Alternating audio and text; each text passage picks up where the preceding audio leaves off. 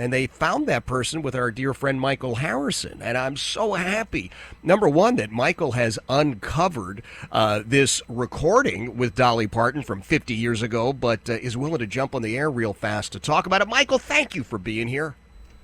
Jeff, thank you for having me on. And I can't believe that this particular recording is 50 years old. It's so strange listening to yourself 50 years ago. Yeah. it's like, oh my gosh. Well, But I did interview Dolly Parton at the transition, where she was being taken quite strategically by RCA Records back in 1977 from being the queen of country music, which she indeed was the undisputed queen, right, and turn her into a pop and a rock artist. And they pulled that off in 77, and they began the campaign by having me interview her on a promotional record. It was actually pressed on vinyl and given out to hundreds and hundreds of rock and pop stations. And because I had quite a reputation in those days as a dyed-in-the-wool rocker, it gave it credibility. I was nervous as heck doing it because Dolly Parton was larger than life. She was this wild country star with the hair and the makeup and the outfits. And I was like a rock and roll guy. And but I took on the challenge, and it's an amazing conversation. I'm so proud of it, and I'm so glad I had the chance to meet her. Can you set the stage then? You're at KMET, one of the major players in that AOR genre. And am I correct in remembering that AOR is actually a term coined by Michael Harrison? Yes. Right? And so were you in your know when Dolly just was brought in? How did this all play out? This was planned. I was contacted by RCA Records and asked if I would take on this assignment. It was not just a drop-by. It was a planned. I did this with other artists too, but I had never done it with anybody outside the realm of rock. Yeah. And I said, I'm not the guy to do this. And they said, yes, you are. We are crossing her over to pop, and we want to do it delicately. We want to do it where we don't lose her base in country, but she's too big a star and too great an artist. Yeah. So I, at that time, was the managing editor of Radio and Records, which was the leading trade publication in the business. It ran for 40-some-odd years, way before I started Talkers 36 years ago. It's very hard to believe these sums of time, the amount of time. Yeah. And I was the managing editor of Radio and Records, and I was also a personality on AOR giant KMET in Los Angeles. Yeah. Several years earlier, I coined the term album-oriented rock, AOR, to indicate the modernization of what then was progressive rock and underground radio. Yeah. And I did that at KPRI in San Diego in the early 70s, and I called it AOR. Wow. So I had a lot of credentials in the rock world at that time. I was honored to be picked. I was terrified. I was afraid of her. I didn't know what to expect because she was exotic. That hair, the makeup, the whole thing, the twang, And I was prepared. I listened to the album. What they did is they created an album, and then track by track, I would talk about each track with the artist, and then radio stations who would never get a chance to have that artist there would put the music in and hear me interviewing the person. And in this case, it was Dolly. And she got airplay on all of these rock and pop stations. They didn't send it to country. They sent it out to pop and rock stations. And I thought, oh, boy, this is the end of my credibility, interviewing Dolly Parton. And it turned out to be historic. That same year, it led to her having her first crossover hit, which was Here You Come Again. Do you remember that song? Here You Come Absolutely, Mike. I love that song. Yeah. Right. The first line was so much Dolly. It was looking better than a body has the right to. Here you come again. Looking better than a body has the right to. That just took off. And she was nominated for a Grammy in the pop category for that.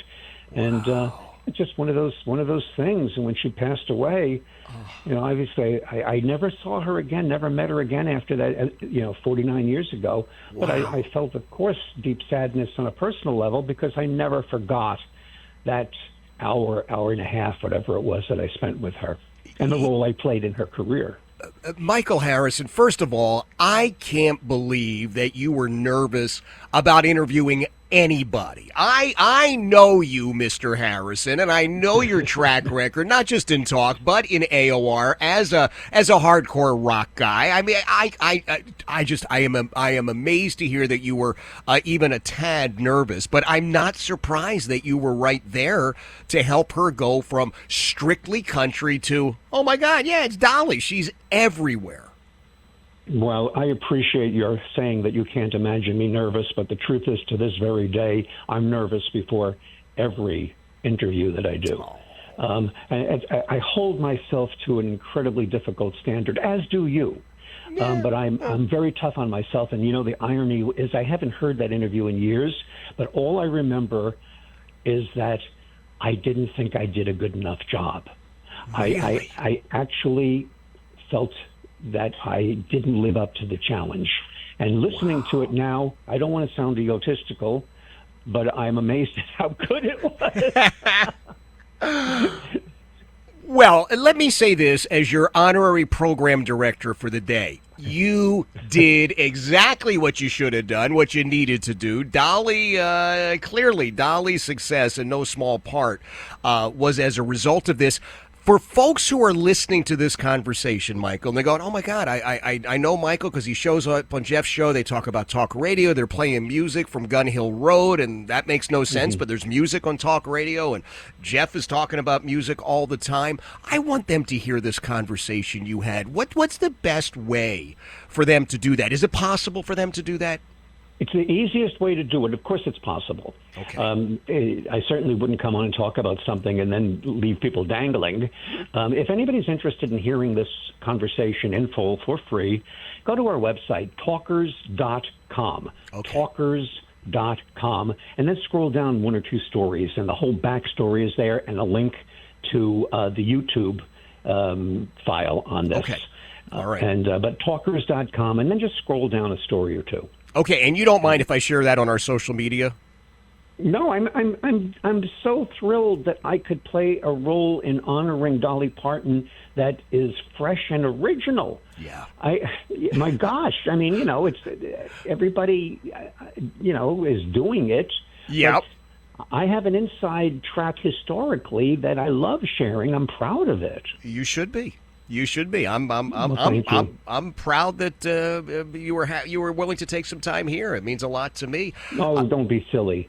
No. Being on your show is a part of my life. I've always considered you to be the cream of the crop, and as a result, I've had the good pleasure of also being your friend.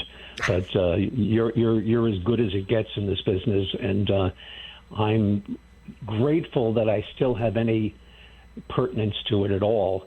So, no, thank you for having me on, and thank you for taking me seriously. Oh, well, I don't blush here, but I do love you. All right, now, that being said, Michael, tell Matthew I'm looking forward to reading the new book. I just saw in Talkers that he's got a book coming out, so I want to take a look at that. If he's amenable to chatting about it, and the old man says, sure, you can talk to Katz. He's not a terrible guy. He'll be nice to you. We'll see if we got some room for him as well. How's that?